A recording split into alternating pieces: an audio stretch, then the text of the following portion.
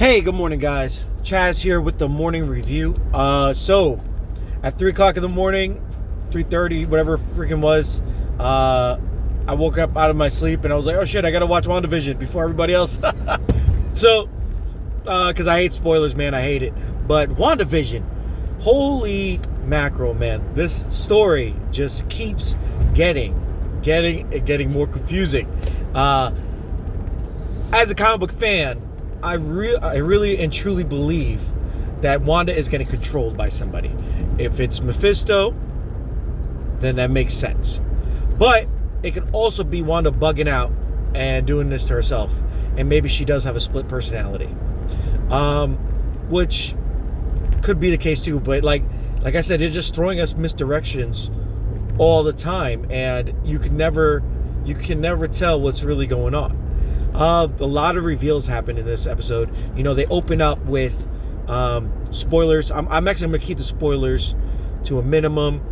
You know, they open up with WandaVision on Halloween, and the kids are there, and they kind of do a Malcolm in the Middle intro, which was awesome.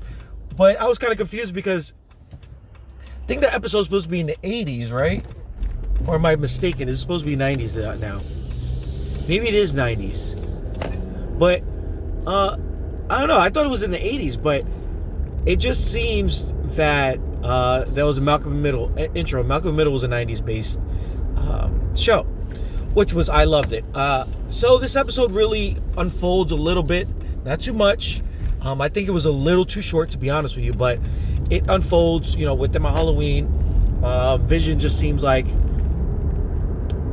he was kind of back to normal, being a slave and everything, but then you kind of see a little turn in him, like, I'm not. I just want to go see what's going on. So Vision goes on his own little quest in this episode.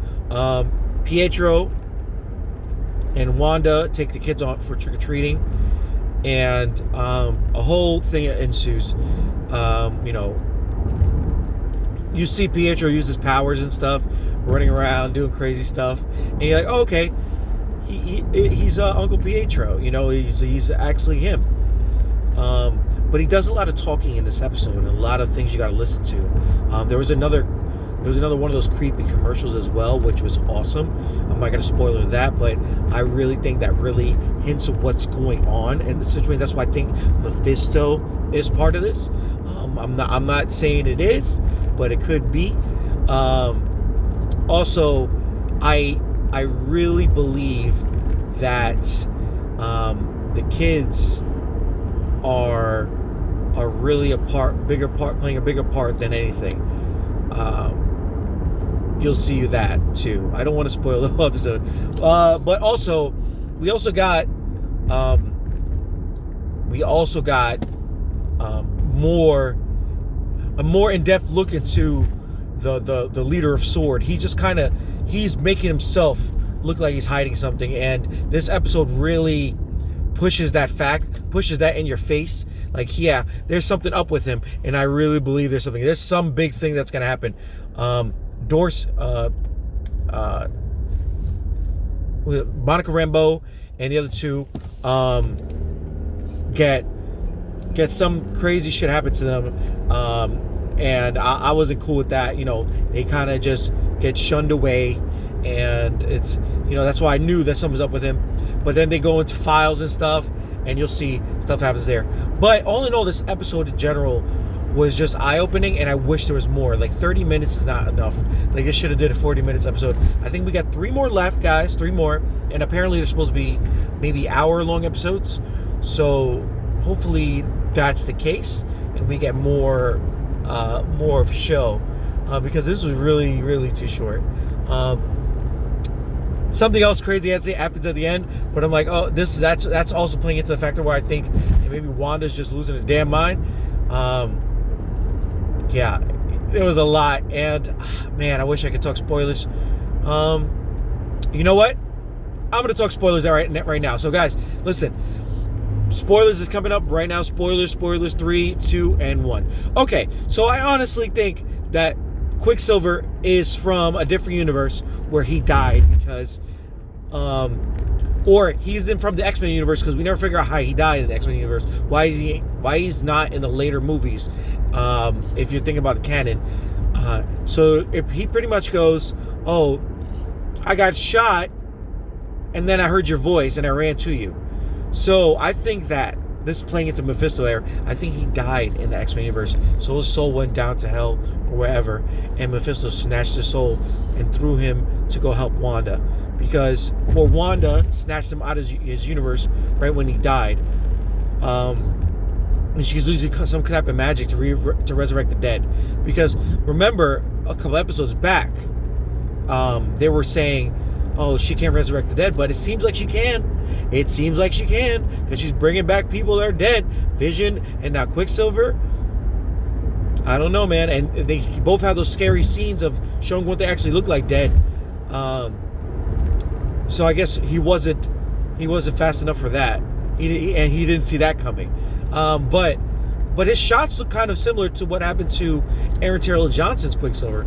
So Evan Peters' Quicksilver probably died the same way, but somewhere else. He said in the street. So I don't know. It's weird. And then they try to go this whole banter back and forth of talking about the childhood, and he's kind of knows certain things they did, but it's not adding up to what she knows. She actually also blasted him into smithereens, but he's not dead, but he got hit with it.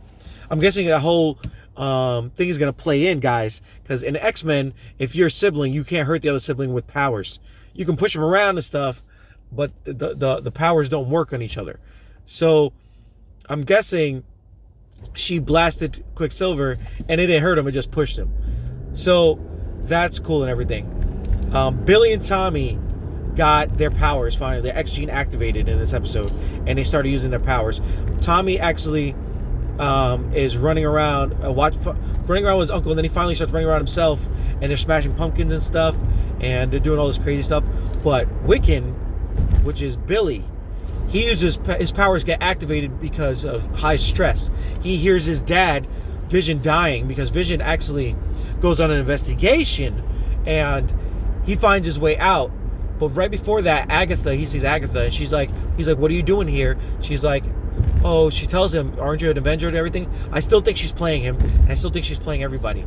But he walks outside the wall and tries to get out, but the wall only lets you out if she wants to let you out. Wanda wants to let you out. And the wall was ripping Vision apart, man. And I felt so bad. And then it activated Wiccan's powers. Boom, X gene activated, guys. And his anger and everything, sensed his heightened, his heightened senses, everything just popped up. He has the same powers as Wanda. He can sense things. So his telekinesis got activated.